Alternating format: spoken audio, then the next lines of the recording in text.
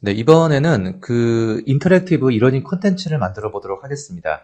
파워포인트 파일을 불러온 다음에 그냥 내보내는 것이 아니고 그 안에 다양한 인터랙티브 요소와 동영상 콘텐츠를 담아서 출력하는 방식을 보도록 하겠습니다. 예제 샘플 파일 6강을 보시게 되면 PPT 파일 하나가 들어가 있습니다. 한번 열어보면 자, 뭐 에크로벳으로 이제 강좌를 만들 그 시안을 이제 파워포인트로 만들어 놨고요.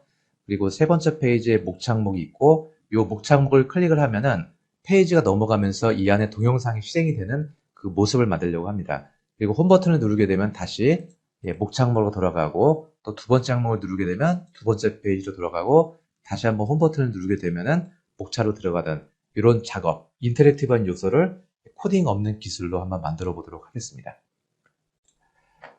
자, 먼저 캡티베이트에서 파워포인트 파일을 불러옵니다. 6강에 있는 샘플 파일을 불러오면 되고요. 자, 만들기를 눌러주고 자, 6강 안에 파일을 선택해서 불러옵니다. 자, 불러올 때는 기본적인 값으로 불러오는 것이 가장 무난하게 작업을 할 수가 있습니다. 네, 클릭 버튼이 기본적으로 들어간다라고 하더라도 나중에 없앨 수도 있으니까 작업을 하시면 되고요. 자, 지금 파일을 불러오고 있고요.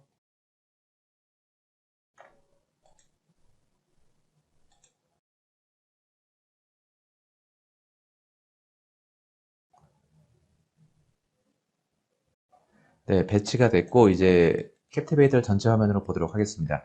자, 파워포인트에 가지고 있는 파일을 1 슬라이드, 2 슬라이드, 3 슬라이드, 4 슬라이드 다 불러봤고요. 네. 자, 여기 안에는 역시 보이지 않는 투명 버튼, 클릭 버튼이 들어가 있습니다. 자, 이 클릭 버튼은 기본값으로 그냥 놔두셔도 되고요. 자, 이거를 그냥 내보내게 되면은 이제 뭐 순차적으로 진행이 되는 그 모습을 만들 수가 있겠죠. 네. 자, 그런데 이제 여기부터 자, 요 항목을 선택을 하면은 요 에크로벳 1강이라는 부분을 선택하게 되면 페이지가 4슬라이드 넘어가면서 동영상이 실행이 되는 이러한 모습을 만들려고 합니다. 자, 그래서 자, 여기 나와 있는 요 클릭 버튼, 보이지 않는 클릭 버튼이 기본으로 배치가 되고 있죠. 이거를 지워주시고요. 지워주시고 상단 메뉴에 보시면 상호작용이 있고요. 자, 여기에 보시면은 이제 클릭 상자라고 있습니다. 이게 역시 가장 많이 활용이 되고 있는 그 인터랙티브 버튼이고요. 클릭 상자를 눌러주고 나면은 버튼 하나가 만들어지고 저희가 원하는 사이즈, 저희가 클릭 범위를 이 정도로 잡아줄 수가 있죠. 그리고 뭐 성공했을 때 뭐 텍스트가 나오는 부분이 있는데 이걸 없애고 싶으면 속성 메뉴에서 보게 되면은 오른쪽에 이 클릭 버튼에 관련된 속성 메뉴가 뜹니다. 체크를 다 없애주시면 되고요. 자, 이 부분, 범위가 요만큼만 잡혀져 있죠. 이 범위를 선택하게 되면은 네 번째 슬라이드로 가면 됩니다. 자, 그래서 선택을 한 다음에 오른쪽 옵션 메뉴를 보게 되면은 다음 슬라이드보다는 슬라이드로 이동을 눌러주시고 슬라이드 4번이죠. 슬라이드 4번 왼쪽에 있는 슬라이드 항목이 다 뜹니다. 슬라이드 4번을 잡아주시고 나면은 이 버튼을 눌렀을 때는 다음 화면으로 넘어가게 됩니다. 자, 그래서 이제 여기서 동영상을 실행하면 되는 부분이고요. 자, 여기 나와 있는 클릭 버튼도 다 지워주겠습니다. 동영상 부분에 나와 있는 부분은 다 지워주고요. 직접 만들어 볼 거니까. 자, 여기를 눌렀을 때 네 번째 슬라이드에 동영상이 실행이 되면 되는 거죠. 그럼 여기에 동영상을 불러와야겠죠. 상단 메뉴에 보시면 미디어 메뉴가 있고요. 미디어 메뉴에 보시면 비디오 항목이 있습니다. 비디오 항목을 선택을 하시면은 자, 컴퓨터에서 파일을 불러오면 되겠죠. 자, 찾아보기 메뉴에서 자, 6강에 보게 되면 제가 에크로벳 강좌 샘플 파일 만든 게 있습니다. 자, 첫 번째 거 선택해서 가지고 옵니다. 자, 그리고 확인을 눌러주게 되면은 동영상 파일이 좀 크죠. 사이즈를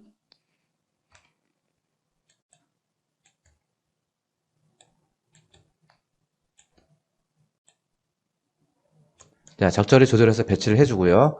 자, 항목을 선택하시게 되면 바탕을 선택하면 바탕 화면에 관련된 속성이 뜨지만 이 비디오 파일을 선택을 하게 되면은 비디오 파일에 관련된 속성으로 바뀝니다. 자, 오른쪽 옵션을 보게 되면 크게 많이 바꿀 건 없고요.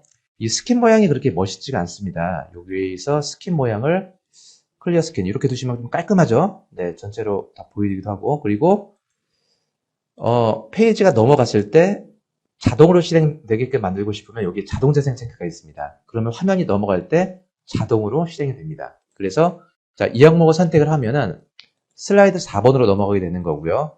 자, 다음 슬라이드 넘어가게 되면 이 슬라이드 화면이 플레이가 자동으로 재생이 되는 겁니다. 이를 모양으로 해서 이렇게 보시면 되고요. 자, 그 다음에 이제 두 번째 또 배치 한번 해보도록 하겠습니다. 자, 미디어에서 비디오 항목에서 찾아보기 메뉴에서 두 번째 강좌 파일을 가지고 오고요. 자, 제가 영상을 좀 크게 만들어놨네요. 네, 사이즈를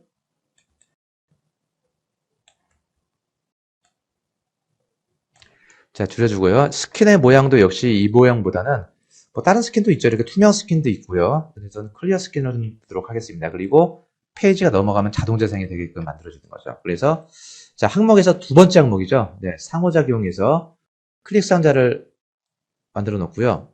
여기 두 번째 범위 영역을 만들어줍니다. 자, 이 항목을 선택을 하면은 슬라이드 5번으로 넘어가면 되는 거죠. 선택을 한 다음에 자, 슬라이드로 이동. 메뉴에서 슬라이드 5번을 잡아주시고요. 자, 그러면은 1강을 누르면은 4번으로 가고요.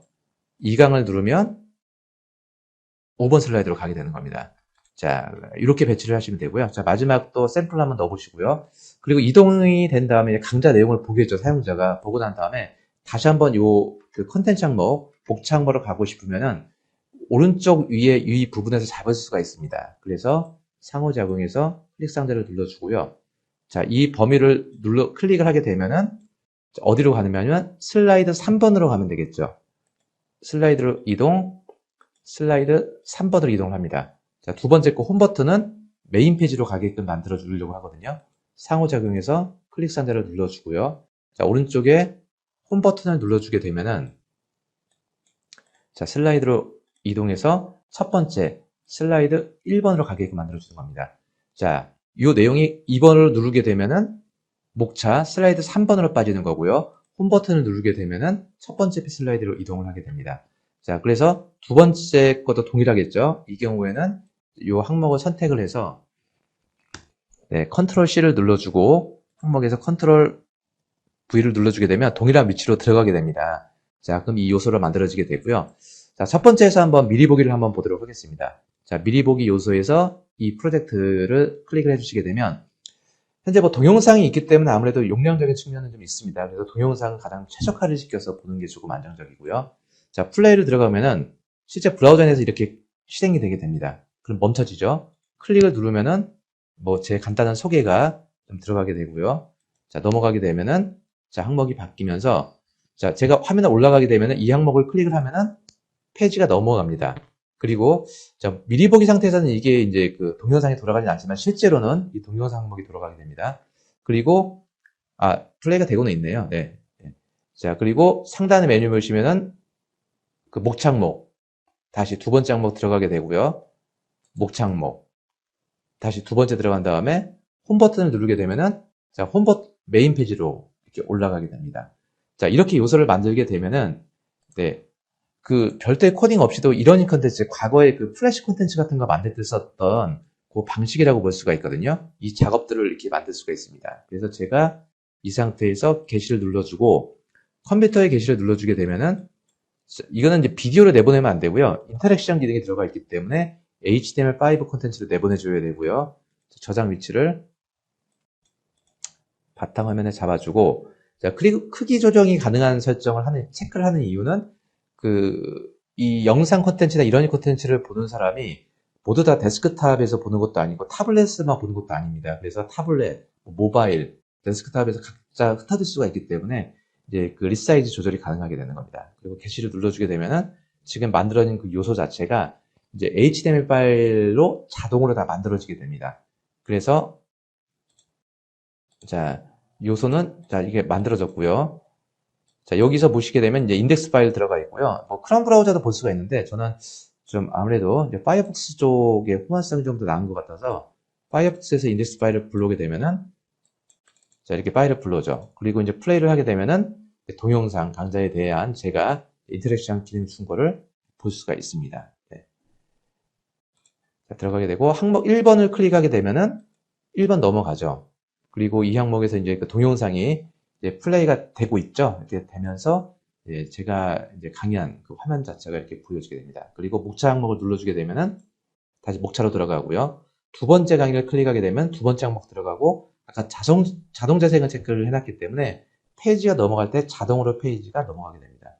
자, 홈 버튼을 누르게 되면은 다시 이제 메인 페이지로 들어가게 됩니다. 자, 이렇게 브라우저 내에서 사용이 가능하고요. 리사이즈라고 하는 부분은 이렇게 사이즈를 리사이즈 조절을 할 수가 있습니다. 자, 이렇게 만들어주게 되면은 예, 어떤 디바이스 크기에 따라서도 자동으로 조절이 되면서 맞춰집니다. 물론 애초부터 계획을 할 때부터 이제 모바일에서 보는지 데스크탑에서 보는지에 따른 설정을 잡아주시면 조금 더 장점이 있을 겁니다.